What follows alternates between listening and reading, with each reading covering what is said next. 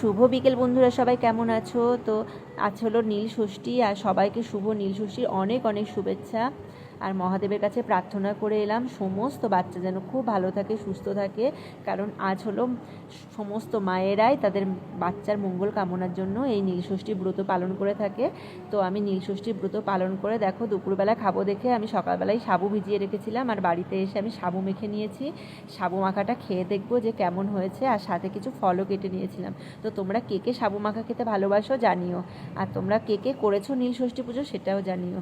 তো আমি সাবুটা ভালো করে মেখে নিচ্ছি। ছিল এর মধ্যে দুধ, কিশমিশ, কাজু, কলা আর একটু ফলও দিয়ে দিয়েছিলাম। তো তারপরে সাবুটা খেয়ে দেখছি, সত্যি কথা বলতে ভীষণই ভালো হয়েছে সাবু মাখাটা। কিন্তু একজনের কথা খুব মনে পড়ছে, সেটা হলো আমার বর প্রচুর খেতে ভালোবাসতো সাবু মাখা। বলতো তোমার মতো করে কেউ মাখতে পারে না। তো ওর জন্য আমি রেখে দিতাম, ও সন্ধ্যের সময় খেত, দুপুরবেলাও ভাত খেত, বাট সন্ধ্যের সময় সাবু মাখাটা খেত। তো সত্যি কথা বলতে মনটা খুব খারাপ লাগছে আজকে ওর জন্য।